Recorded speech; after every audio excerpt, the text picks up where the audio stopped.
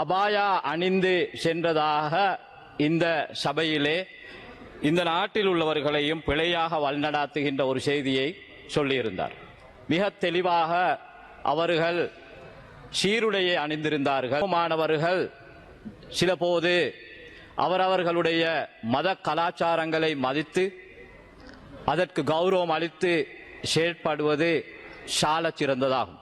இனவாதம் தொடர்ந்தும் வித்திடாத வகையிலும் உடனடியாக ஒரு தீர்மானம் எடுக்க வேண்டியிருந்தது. எனவே அந்த வகையில் தான் தற்போது தற்காலிகமாக குறித்த அந்த சுகாதார உதவியாளர்களை அண்மையில் உள்ள அந்த வைத்தியசாலைக்கு இடமாற்றம் செய்யப்பட்டிருக்கின்றன. குறிப்பாக எமது நாட்டில் பேசு பொருளாக மாறியிருக்கின்ற, குறிப்பாக தமிழ் பேசும் சமூகத்துக்கு மத்தியிலே பேசு பொருளாக இருக்கின்ற கல்முனை ஆதார வைத்தியசாலை விவகாரம் சம்பந்தமாக ஒரு சில விடயங்களை இங்கே கருத்து தெரிவிக்க வேண்டிய தேவை காணப்படுகின்றது.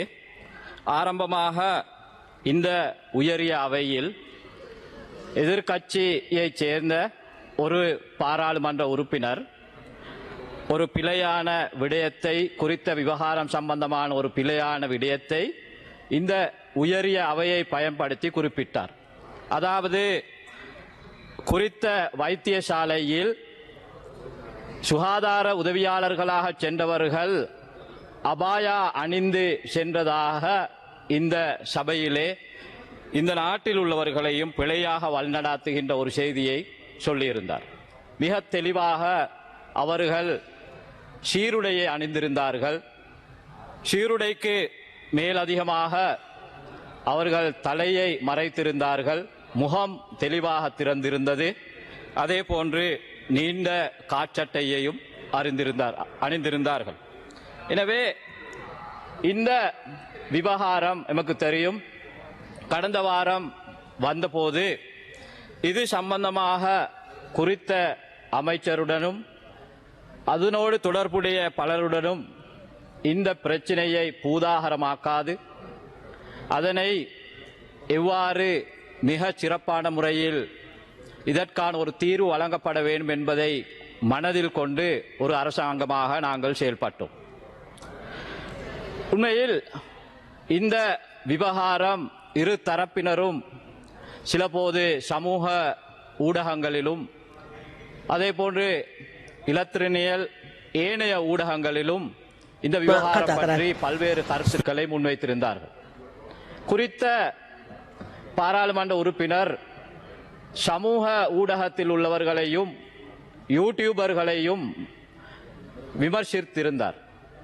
நான் நினைக்கின்றேன், நீண்ட காலமாக ஒன்றாக வாழுகின்ற பரஸ்பரம் அறிமுகமானவர்கள் சிலபோது அவரவர்களுடைய மத கலாச்சாரங்களை மதித்து அதற்கு கௌரவம் அளித்து செயற்படுவது சாலச் சிறந்ததாகும். அரச உயர் அதிகாரிகள், இந்த நாடு யுத்தத்தால் பாதிக்கப்பட்ட ஒரு நாடு, இனவாத கலவரங்கள் சுதந்திரத்தின் பின்னர் பலமுறை ஏற்பட்டு உயிர் பலிகளை சந்தித்த ஒரு நாடு. எனவே இத்தகைய உணர்வுபூர்வமான உணர்ச்சி வசமிக்க இத்தகைய பிரச்சனைகள் வருகின்ற போது நிதானமாக செயல்பட வேண்டிய கடமையும் அவர்களுக்கு காணப்படுகிறது. எனவே சிலபோது அதனை மதிக்காது செயல்படுகின்ற சிலபோது காரணங்களால் நாடு மீண்டும் அந்த பிழையான பாதையை நோக்கி செல்லக்கூடிய நிலை ஏற்படுகிறது. எனவேதான் இந்த விவகாரம் பல தரப்பினராலும் பலராலும் பல்வகைப்பட்ட கருத்துக்கள் முன்வைக்கப்பட்டிருந்தன. நான் உண்மையிலே ஒரு வகையில் ஒரு இலங்கையனாக சந்தோஷம் அடைகின்றேன். குறித்த விவகாரம் வெளியே வந்தபோது அதற் சம்பந்தமாக உண்மையான பெயரோ தெரியாது சமூக வலைத்தளங்களிலே தமிழ் சமூகத்தைச் சேர்ந்த ஒரு சகோதரி மோகன தர்ஷனி என்ற பெயரிலே மிக அழகான ஒரு கட்டுரையை எழுதியிருந்தார். இந்த பிரச்சினை இவ்வாறு நாம் இந்த பிரச்சனையை நோக்க வேண்டும் என. உண்மையிலே பலரும் அந்த சமூகத்தில் உள்ள பலரும் குறித்த விவகாரம் சம்பந்தமாக இதனை நாங்கள் எவ்வாறு அழகாக அணுகி இருக்க வேண்டும். எங்களுக்கு தெரியும், முஸ்லிம் சமூகத்தை பொறுத்தவரையில் சிறுபாராயம் முதல் பொதுவாக தலை மூடி நீண்ட காற்சட்டைகளை அணிந்து பழக்கப்பட்டவர்கள். சிலபோது இந்த நாட்டிலே தாதிமார்களுடைய தொழில் சம்பந்தமான தகவல்களை திரட்டுகின்ற போது முஸ்லிம் சமூகத்தைச் சேர்ந்த பெண்கள் மிக குறைவாகத்தான் குறித்த தொழிலில் ஈடுபடுவதை எமக்கு அவதானிக்கலாம். அதற்கான பிரதான தடையாக அவர்கள் நீண்ட காற்சட்டைகளை அணிந்து பழக்கப்பட்டவர்கள்.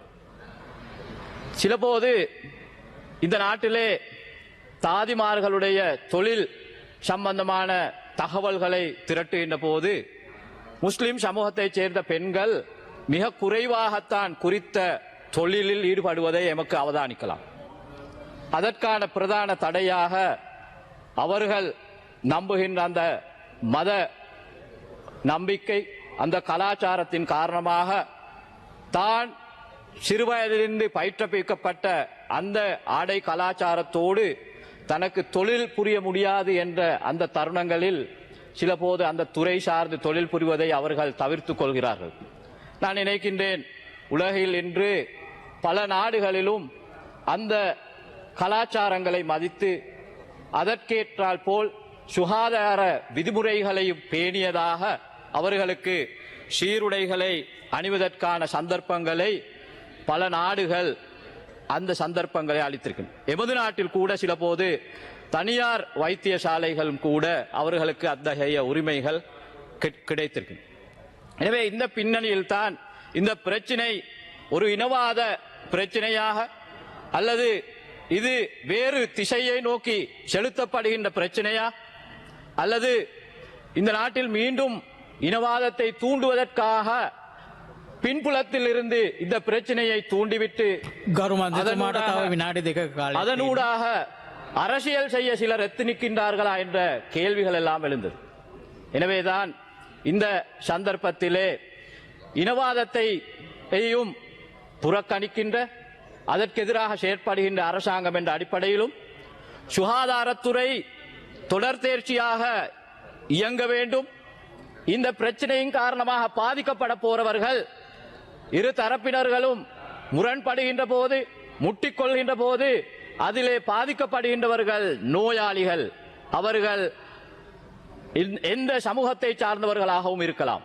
எனவே சுகாதாரத்துறையின் அந்த செயற்பாடுக்கு தடைபடாத முறையிலும் இனவாதம் தொடர்ந்தும் வித்திடாத வகையிலும் உடனடியாக ஒரு தீர்மானம் எடுக்க வேண்டியிருந்தது. எனவே அந்த வகையில் தான் தற்போது தற்காலிகமாக குறித்த அந்த சுகாதார உதவியாளர்களை அண்மையில் உள்ள அந்த வைத்தியசாலைக்கு இடமாற்றம் செய்யப்பட்டிருக்கின்றன. தெளிவாக நான் ஏற்றுக்கொள்கின்றோம், நம்புகின்றோம், இது தீர்வு அல்ல.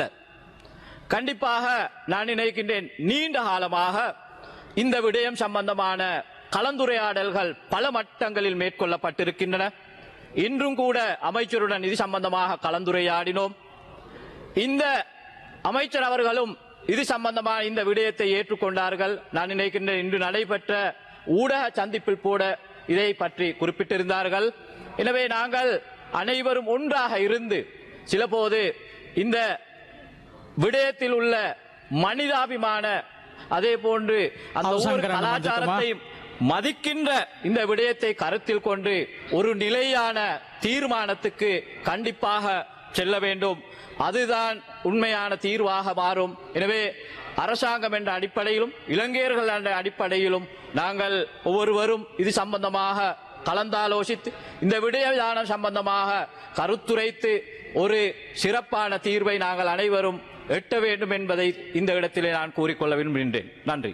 உடனுக்குடன் செய்திகளை பெற்றுக்கொள்ள யூடிவியின் யூடியூப் தளத்தை சப்ஸ்கிரைப் செய்து கொள்வதுடன் பெல் ஐகானை அழுத்தவும்.